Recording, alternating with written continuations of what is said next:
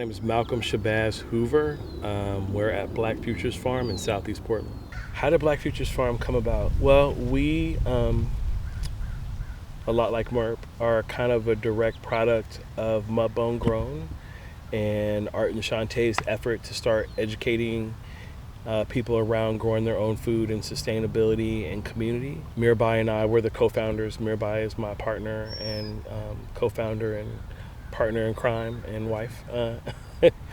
We participated in a grant project that Mudbone Grown had that became We Grow PDX, and at that at We Grow PDX we had another plot that we community gardened at 60th and Simpson in the Northeast, and every Sunday we gathered there to hang out and grow food and talk and just be together. There's so many confluences.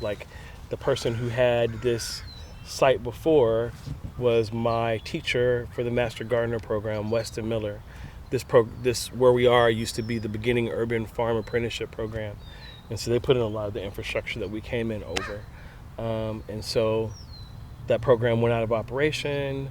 I was in the Master Gardener program under Weston. I knew him.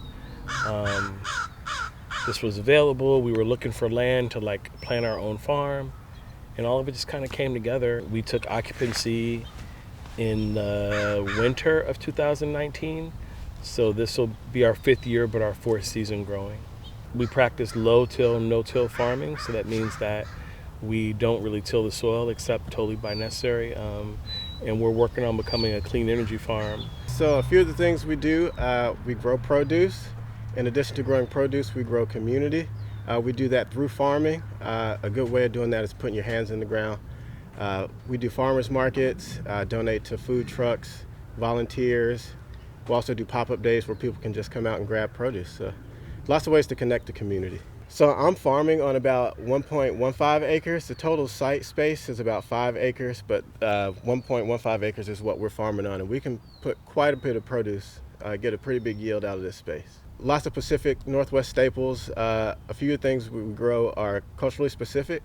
So I'll grow things that are really near and dear to me, such as sweet potatoes, eggplant, okra, scallions, there's onions, beets, lettuce, spinach, tomatoes, peppers, onions, chard, collards, kale, cabbage, culinary and medicinal herbs. So lots of things, a few different fruit trees. Yeah, pear, apple.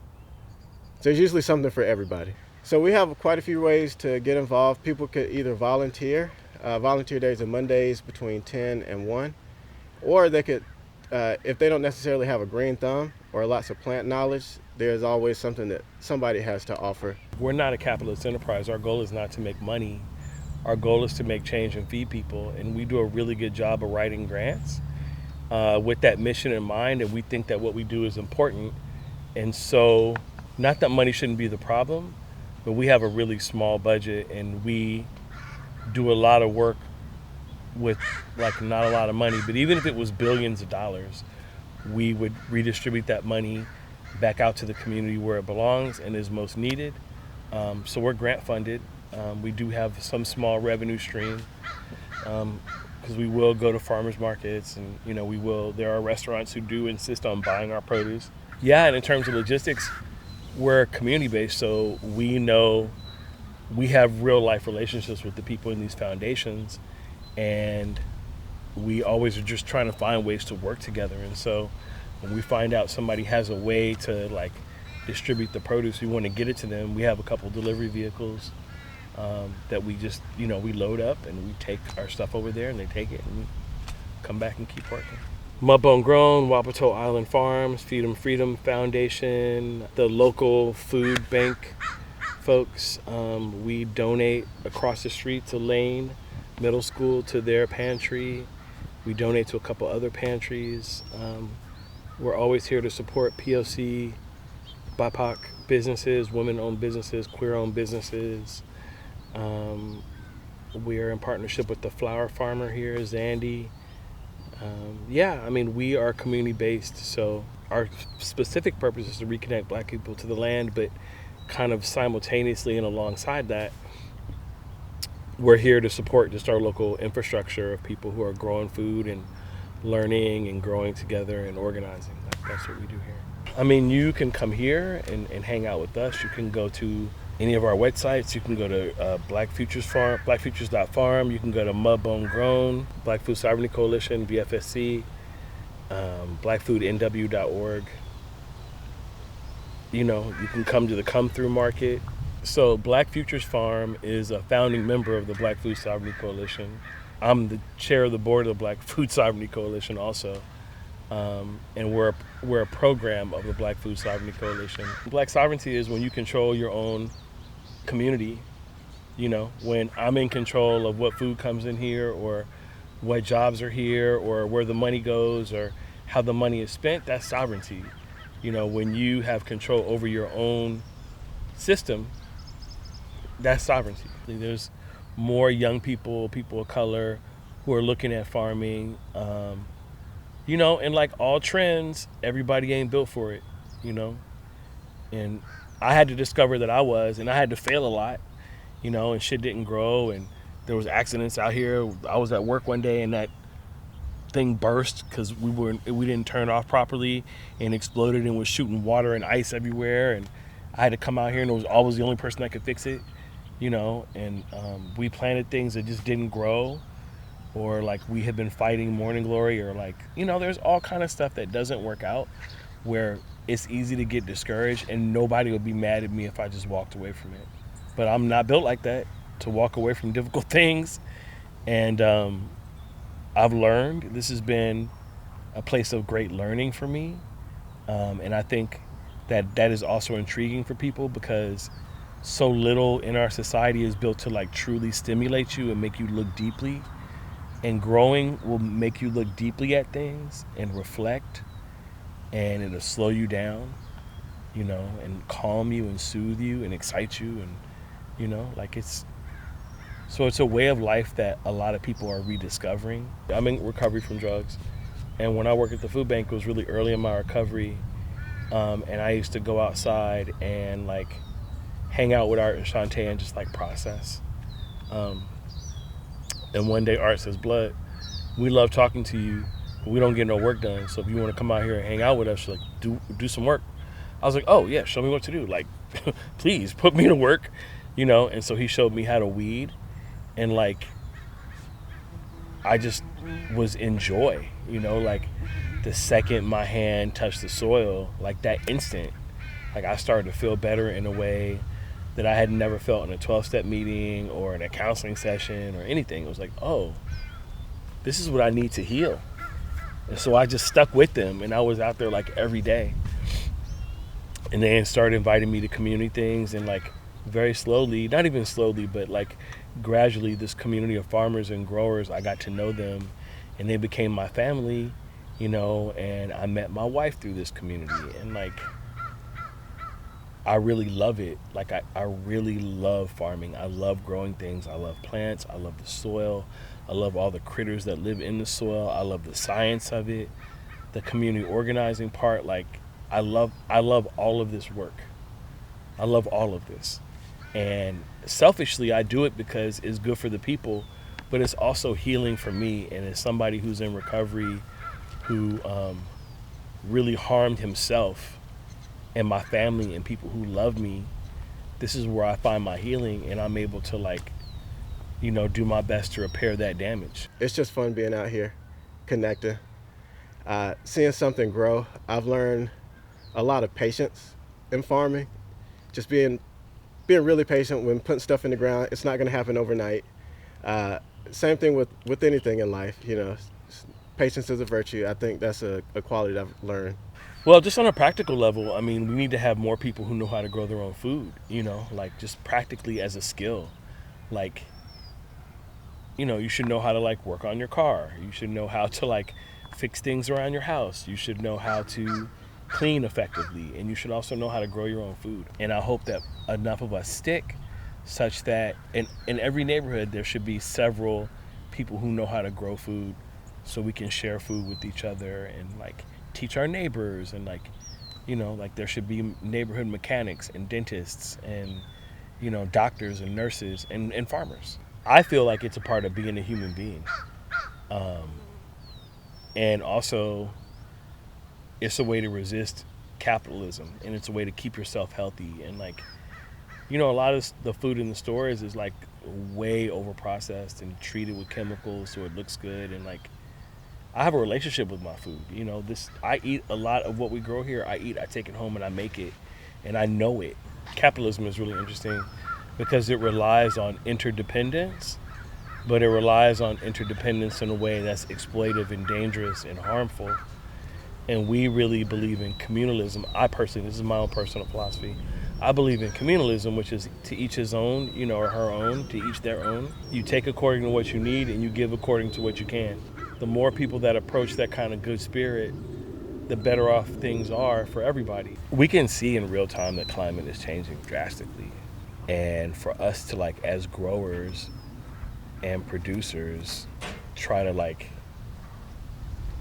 change this food system such that we've extended our growing season, so we put up things to try to access alternate forms of energy in case the grid goes down, as it did in Puerto Rico and a lot of other places, to try to find alternate forms of like cold storage. So we're working on an ingrown cold storage model here to try to foster and promote more local growers so that you don't have to go very far to find food. If we promote more people to grow in their neighborhoods, then you'll have to worry less about a food crisis if you're growing food in your backyard and many of your neighbors are. Y'all know that you can keep yourselves fed. So to promote that kind of like thinking and like us looking at different things to grow more, maybe like hotter weather crops or things with an extended season, to teach each other how to do storage, is really meaningful. I mean, to prepare ourselves in a lot of ways to reclaim this knowledge that our ancestors had of like preserving food and storing food and how to process food with like very minimal technology is really important, because we know where this is going. We see how these systems are breaking down, or how they get stressed in extreme weather conditions. If we are locally organized and resilient, then we're going to be okay.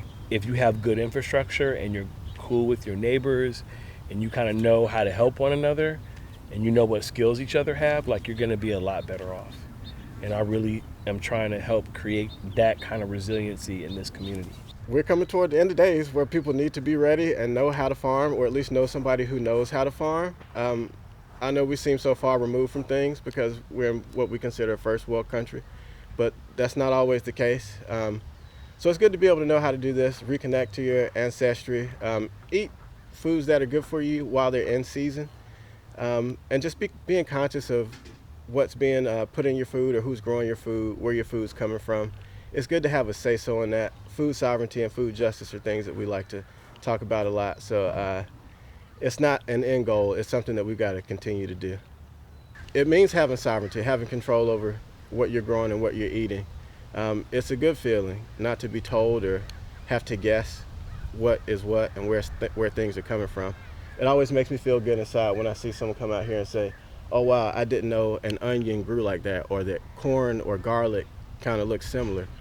So it's always really nice to have that feeling, just knowing I was a part of the change or doing my part to make things better. Connecting people, all kinds of people, no agenda, just making sure people are taken care of, safe, eating good food, being knowledgeable about food, having control over their food. Just being overall good people. Tap in with a couple people, tell them you want to volunteer, and then just be present and make yourself useful and let them know that you're trying to be a good part of this movement, and get in where you fit in. Like, if you're good at writing, help people write grants. If you're good at harvesting and you have a lot of energy, help them find places for their produce to go. Or if you're good at science, ask them if they've had their soil sampled. Just be of service. Like, try to use what you know how to do or what you would like to learn to be of service, and you'll find a good place to be. I want this to be a place where Black people know that they're safe and loved and valued, and that we center other Black people and we center Black joy and Black liberation. I never imagined that we were going to be where we are today. So I knew that we were going to be successful and that people were going to participate and they would like it here and we would grow good food. I'm confident of that. Like, I'm a good grower. Mirabai's a great grower. Like, I've been organizing for a long time. You know, I really enjoy it and I think I'm good at it. So I knew that those basic parts would be intact. I didn't know that it would become like the magnet that it has become, or that we would get as much positive attention as we have. I didn't know that, but Mira always says just do the next right thing, and so because that has been like our guiding philosophy, like what's the next right thing for us to do? You know, how can we be more impactful in our community? How can we hold people and help them and just be here and be good neighbors and be in good community? If that is our guiding principle and not how much money we can make or how many Instagram followers we get or that old bullshit, like if we're like authentic, if we continue to be authentic and true and like operate out of a space of love for our people in the community, then we're going to be okay. And that's really all I'm worried about. And so I would hope that that kind of flexible mentality and that thinking of like centering Black joy and Black liberation in your daily tasks and to be solution oriented is something that when you come here and you're around us long enough and you see how this way of we are working with each other is about that and not about making a dollar, and yet we thrive together. That is like my philosophical take on it. In a material sense, I would hope that we could create Black Futures Farm in ways that make sense in other communities, not just this one. So that there will be a network of Black Futures Farms, a global network, and that we would continue to grow and deepen in these ways of being practically useful to our communities, you know, and being a place of resilience, like a resiliency hub, and of growth and education and nutrition and health. And, you know, like I want, when you come to a Black Futures Farm, you should have a positive experience in so many different ways. You should learn, you should be fed, you should laugh, you should feel safe, you should experience joy and wonder, you know, and I want that to be the legacy. Free the land. Free Palestine. Touch some dirt.